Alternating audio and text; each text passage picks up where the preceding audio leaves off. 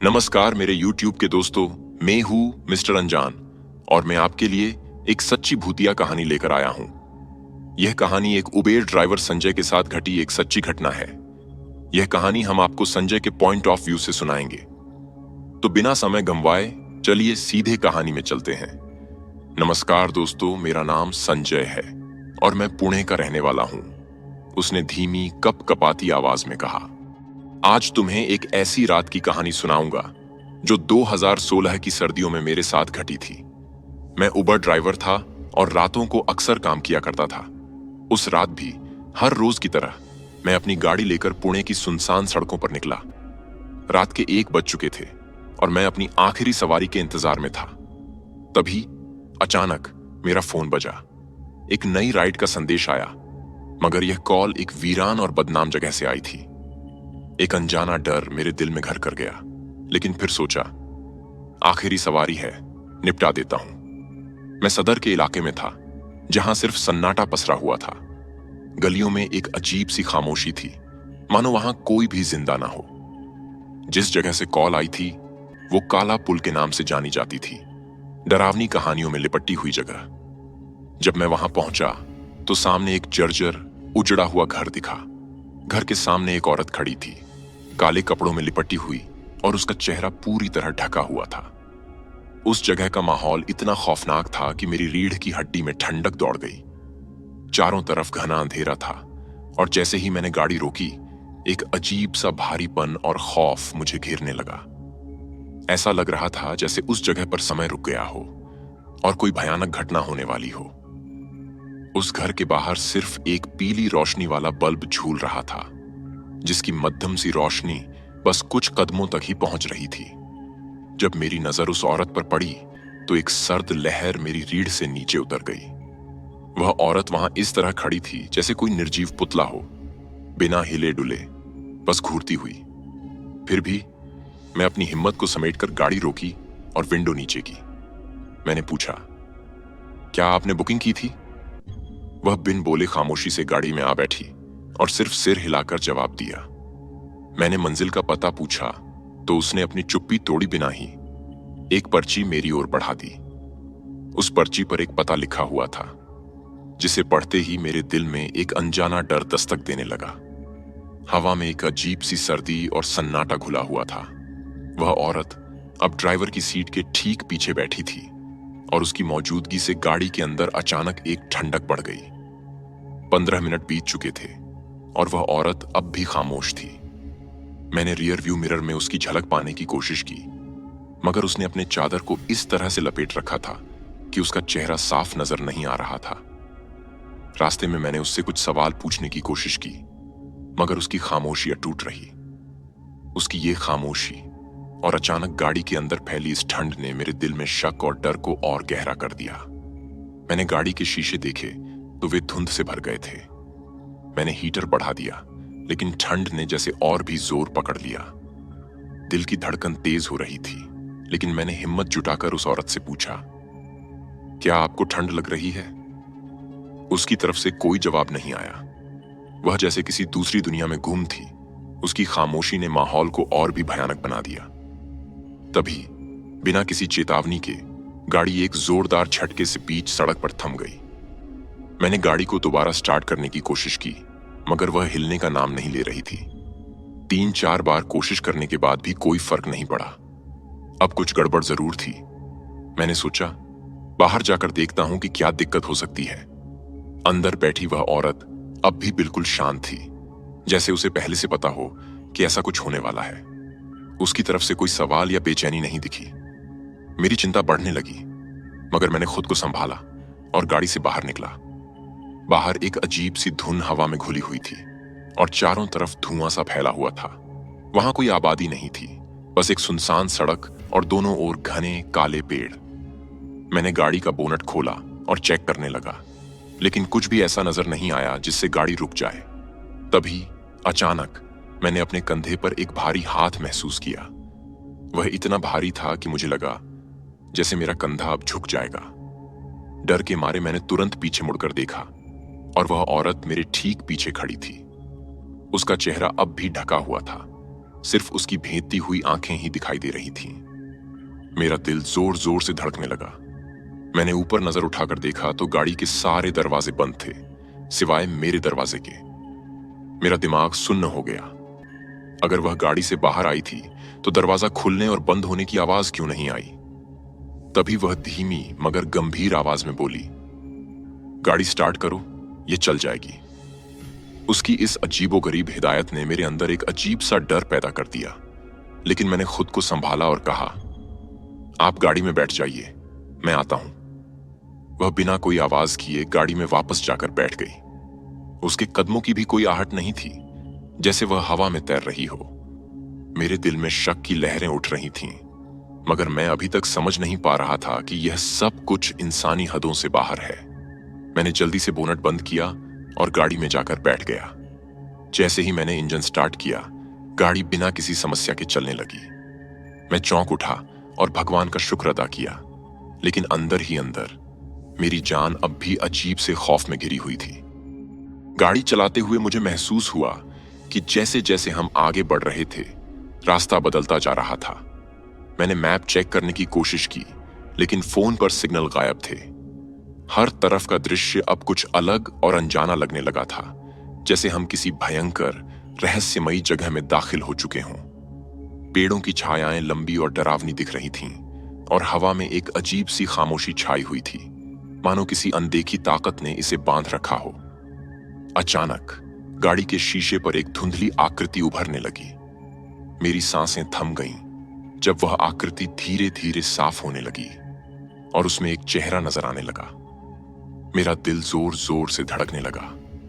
मैंने जल्दी से पीछे मुड़कर देखा तो उस औरत का चेहरा पूरी तरह बदल चुका था।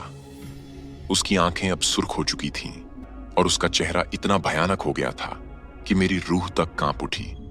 घबराकर मैंने गाड़ी रोकने की कोशिश की, लेकिन ब्रेक ने जैसे जवाब दे दिया था। मैं पूरी ताकत से गाड़ी को संभालने की कोशिश कर रहा था, मगर गाड़ी बेकाबू होकर एक तरफ झुकने लगी और आखिरकार एक पेड़ से जा टकराई। तभी वह औरत जोर जोर से हंसने लगी।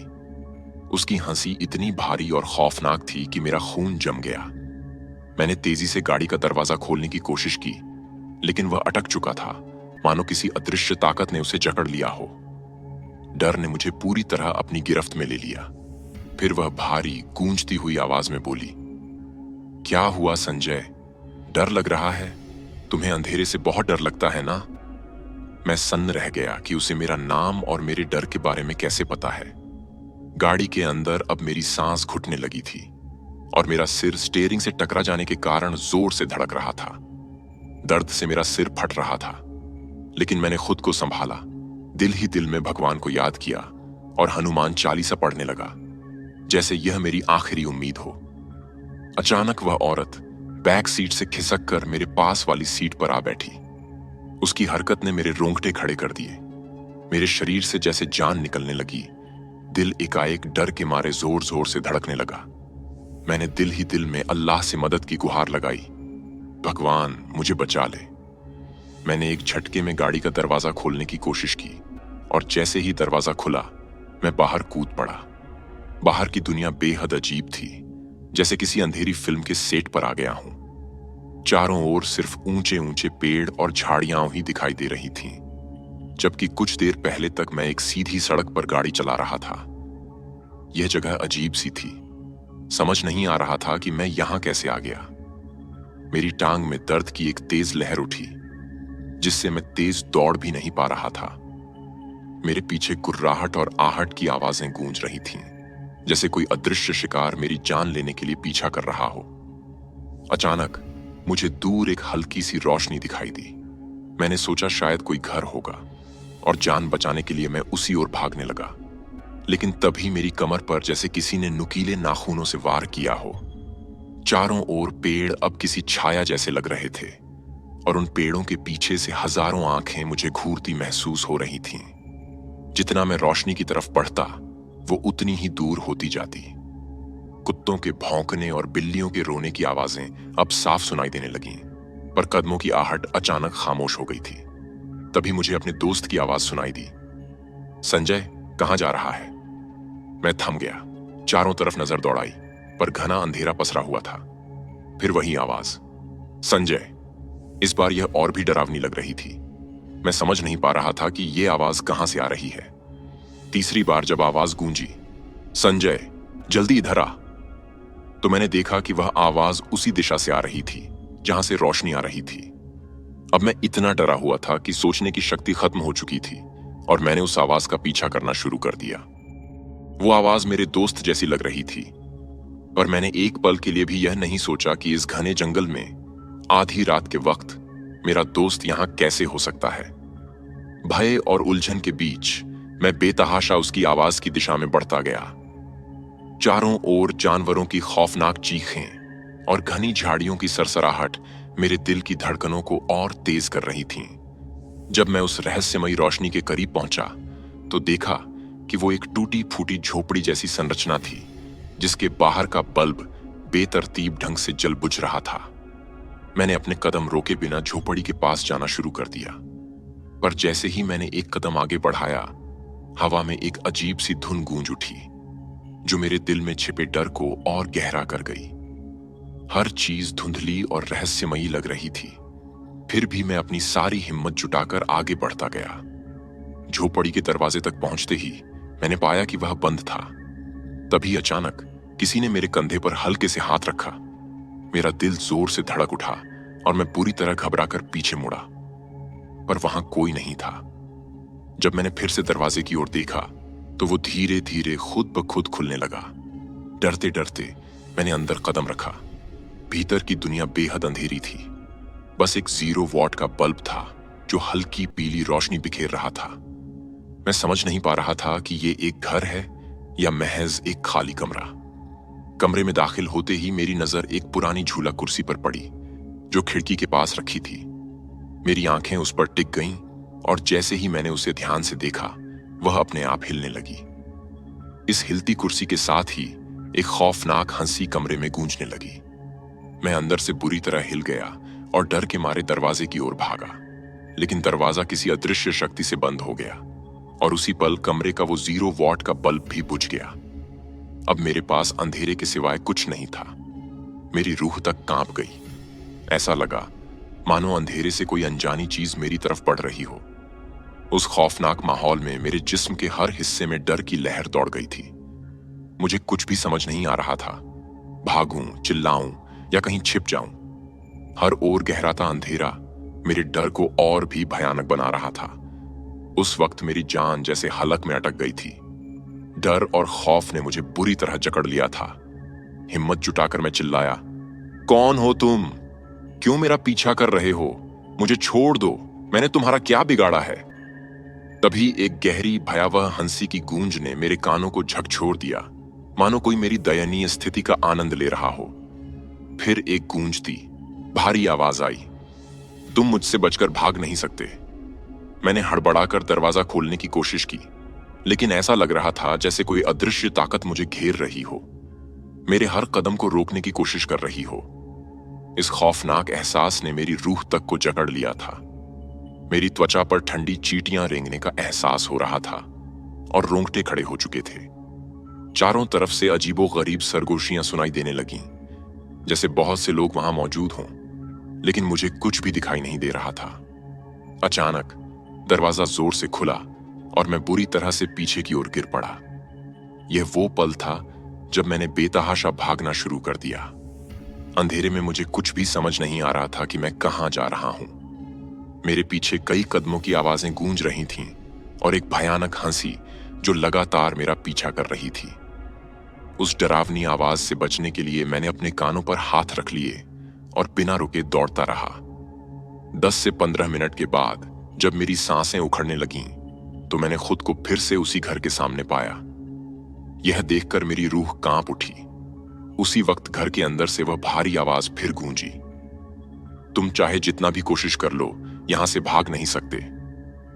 अब मुझे एहसास हो चुका था कि मैं किसी भयानक लूप में फंस चुका हूं, एक ऐसी जगह जहां से निकलना नामुमकिन था। घबराहट के बीच मैंने हनुमान चालीसा पढ़ने की कोशिश की, लेकिन डर ने मेरे दिमाग को सुन्न कर दिया था। कोई भी शब्द साफ साफ याद नहीं आ रहा था। फिर भी मैंने अपनी आखिरी हिम्मत बटोरी, अपने ईमान को मजबूत किया और पूरी ताकत से हनुमान चालीसा पढ़ते हुए दौड़ने लगा। जैसे जैसे हनुमान चालीसा के शब्द मेरे होंठों से निकलते गए, वैसे वैसे वो डरावनी आवाजें मुझसे दूर होती गईं। मुझे नहीं पता कि उसके बाद कितनी देर तक मैं भागता रहा, लेकिन उस वक्त मैं किसी और ही दुनिया में था। बस अंधाधुंध दौड़ता चला जा रहा था, मानो मौत से भाग रहा हो। और फिर अचानक सामने से आती हुई एक तेज रोशनी मेरी आंखों में समा गई और सब कुछ अंधकार में डूब गया। जब मेरी आंखें खुलीं, तो मैं खुद को किसी अजनबी से माहौल में पाया। चारों तरफ सफेद दीवारें, मशीनों की बीप और अस्पताली गंध।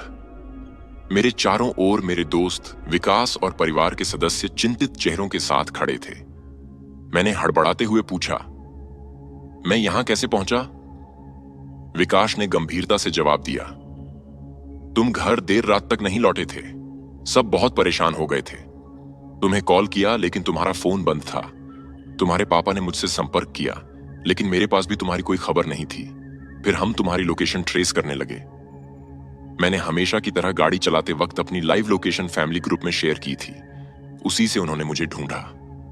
जब वे लोग वहां पहुंचे तो देखा कि मैं बेहोश पड़ा था। मेरा शरीर मेरी ही गाड़ी के सामने गिरा हुआ था, जैसे किसी से टकराया हो।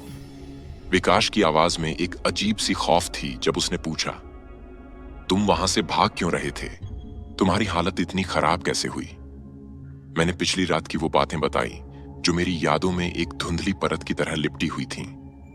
मैंने उन्हें उस सवारी की कॉल के बारे में बताया जिसे मैंने आधी रात में उठाया था, और वो अनजानी जगह जहां सब कुछ असामान्य था।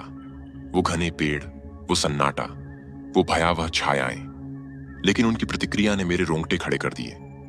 वहां कोई पेड़ नहीं थे, कोई घर नहीं था, और मेरी कॉल हिस्ट्री में रात 12 बजे के बाद का कोई रिकॉर्ड ही नहीं था।